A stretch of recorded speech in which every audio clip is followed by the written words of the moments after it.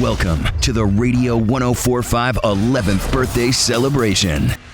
Radio 104.5, it's the birthday show, pre-show, backstage broadcast with Chvrches. We have Lauren, Ian, Martin.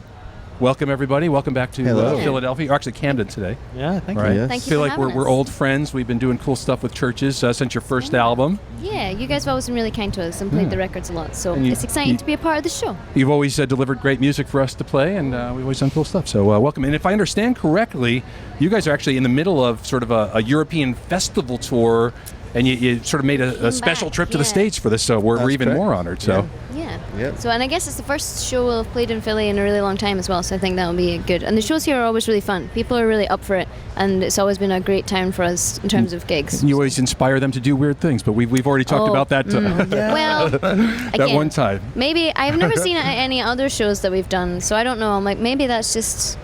It was a special moment. We'll see what unfolds here in Camden today after Chvrches set, right? Your music works magic on people. We do have Makes it very amorous. Yes. And apparently feel a strong urge to urinate a lot everywhere in public places. So don't do that, people. No. All right, so it's almost like actually a home break for you, because if I understand correctly, you are residents of New York area, Brooklyn now. Is that right? We wrote, we did like the writing for the demos and stuff for the records down there.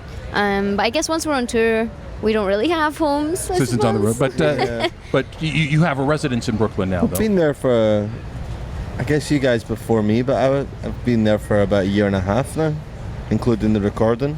So now that nowhere anymore.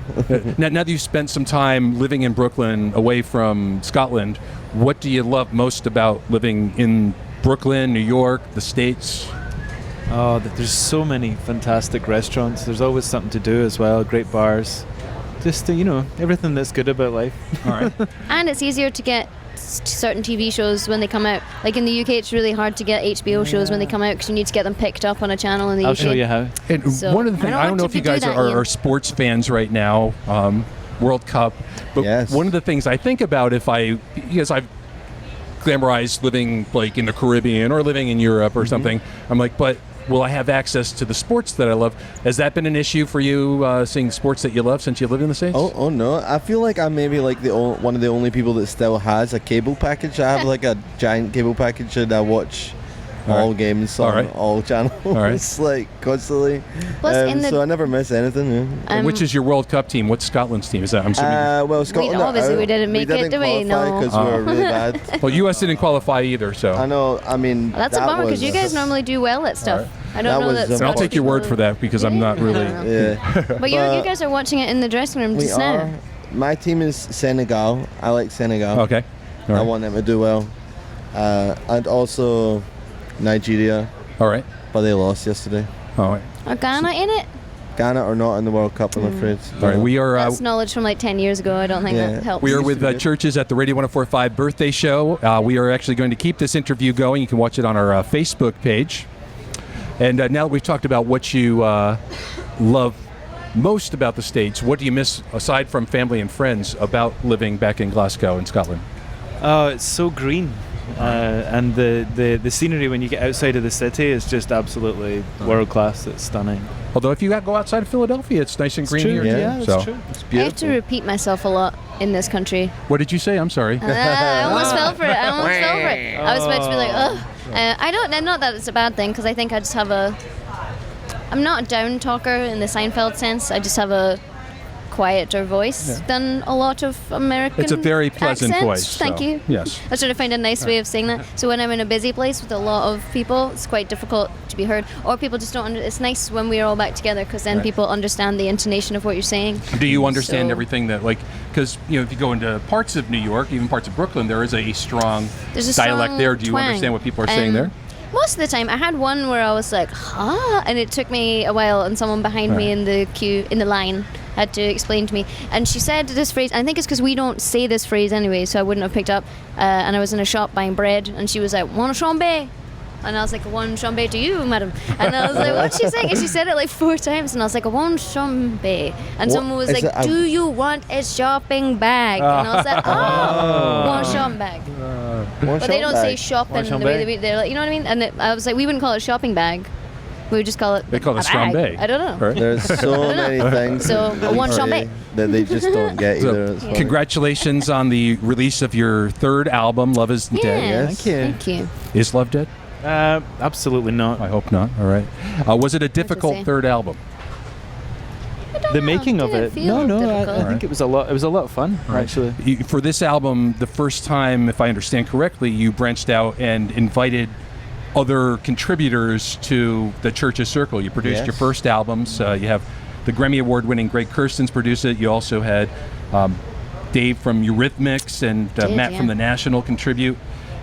What inspired you to decide to bring in other forces on this album as opposed to the last two albums that you did?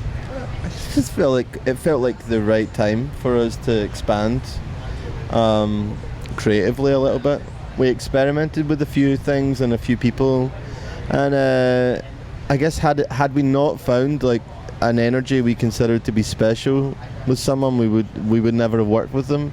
And we found that with Greg immediately, and we found that, I mean, Matt is just the greatest. He's so good. And I love the way that Matt's voice and Lauren's voice work together. That's probably my favorite song on the album from a personal level. I really like that one. I mean, he's just incredible and such an easy guy to work with for someone who's done what he has in the business. Very humble man as well. All right.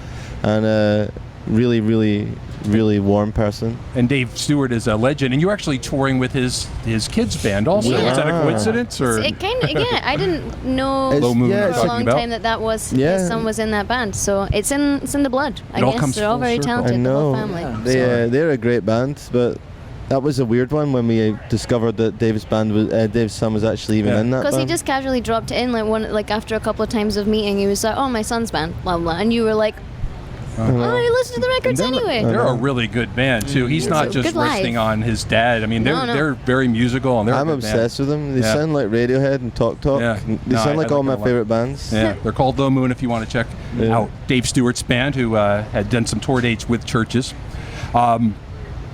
I don't know if how actively you watch your fan accounts. I think I saw a small lobby effort for Chvrches to do a cover of Africa, which Weezer recently covered, the Toto song. They stole our idea. Actually, you were going to do it initially? Let's have it right. We covered it in the rehearsal studio. We covered it and put it online. It's like just a little synth riff. Yeah. And then suddenly, like a couple of weeks later, Weezer got a single out. I'm like, come on, no. Well, it didn't work out really well for Weezer. I'm unsure that Rivers Cuomo is mining our Instagram account for ideas, but I mean, maybe. But you know the whole story of how that all happened, right? No, why? Yeah, they've been doing it for a long time. They did Rosanna, didn't they? Well, a 14-year-old in Ohio started a Twitter account after she saw Africa on like Stranger Things or something like that, and she was gently nudging Weezer to cover the song. She tweeted, "I'm like, bless the rains in Africa. Come on, Rivers Cuomo." So eventually they did the Rosanna cover as sort of a teaser, and then they followed it up with the Africa cover. His voice would work quite well in that context, I think, though, wouldn't it? And I was waiting for them to do another Toto cover the following week, since they were doing. I mean, what's left? I only know Rosanna in Africa. Hold the line, man. Yeah, hold the line. Song Georgie Porgy, a little bit less known.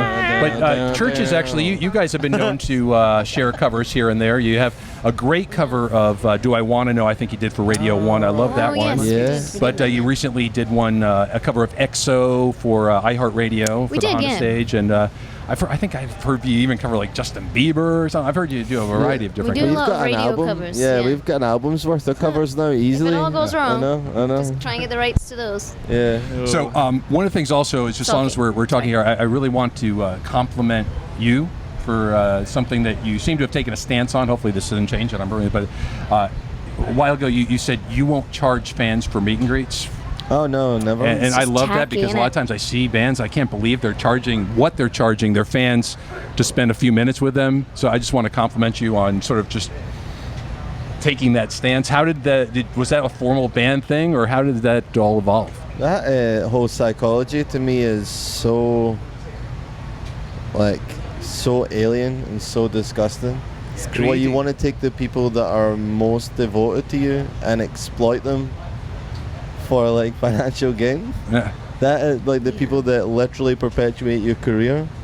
that buy your tickets first and want to meet you so badly that they would spend that kind of money to spend 5 minutes when what it costs you is just a couple of minutes and a handshake. And Come like, on. obviously everyone's trying to make it. We're lucky to make a living out of making music, but at the end of the day, I feel like that's actually quite a almost classist thing to do, because then it's like the people, sometimes, most of the time, the people that need the music most are not the people who have the access to those kind of resources, and just because you have more money, it doesn't mean that you should be able to. I feel like there's karmic value for you to take that stance. So well, I don't know. I applaud you on that. Thank you. I hope so. All right, it's really just second nature to us. I just don't think we could ever. I couldn't sleep at night knowing that I was doing that to people. It's so bad. No, because sometimes we've arranged meet and greets for the radio station, and there's been challenges because they charge this big meet and greet package, and they were afraid it was going to compromise the value of their meet and greet package. I'm like, really? Lordy. But it's so common. I see people talking about it. Like, people tweet about it. They're like, where's the VIP Gold Star meet and greet ticket package? And I guess people are really getting conditioned for it, so they really don't think about it. But as a purist, I applaud that, and I appreciate that. So we are backstage at the Radio 104.5 birthday show with Chvrches, who are about to make some money, are sponsored the New Jersey Lottery. Anything can happen. Anything can happen in Jersey. They've donated these scratch cards, so rather than pay you for your performance today, we're going to pay you in scratch cards. I'll roll the dice. Let's go. All right, what do we need to do? I think, you can win some serious big money. So far, we've had a couple of $2 winners. I think one of the guys from Mr. Wives won $2. So Jenny, grab a quarter and scratch away. Get right in there. So you need to scratch your numbers first. Yes. I haven't been paying attention. So numbers. I'm gonna trust that Ian knows what he's doing. He's smarter than us. 15. All right. So I think, do we want to match 18 and 15? I should have been briefed on this. Reveal a heart I failed. symbol. Can we start over and somebody explain? No, we can't start over. Sorry. Okay, It's all good. I'm just following Ian's lead. He's very analytical. Big money. So then you just choose. Okay. Match your I guess you numbers. got to choose a guitar Reveal a or heart a symbol. note. Or I don't know. Oh, and you can scratch them all. You don't have to choose. Right. I thought you had to like. Yeah, these things are best when you don't need instructions, which it looks like this is it, where you can just the double scratch anything bubble. on the card and you're fine. Oh, come on. No money? I lost. Nah. Oh. Nah. This Mine's is a doing really Renegotiate. It's on you. It's on you, Lauren. I've not done a scratch card ever. So now This is my we've first started scratch an card. addiction now. Yeah, that's Next time we speak with you, it's like, Lauren spent all the money on scratch cards now. I can see how there would be like an endorphin hit because it's just chance, isn't it? But No, it's skill, Lauren. that's why I'm not. It's the universe smiling on you. Oh, got one. How much? Big money? Oh, did $2. 19. All right. Big winner. All right, Chvrches, thank you very much. And as a consolation prize, if you didn't win the money, actually you can have it too. You can have some candy too. Hey. All right, thank you very much. Thank you. Thank you.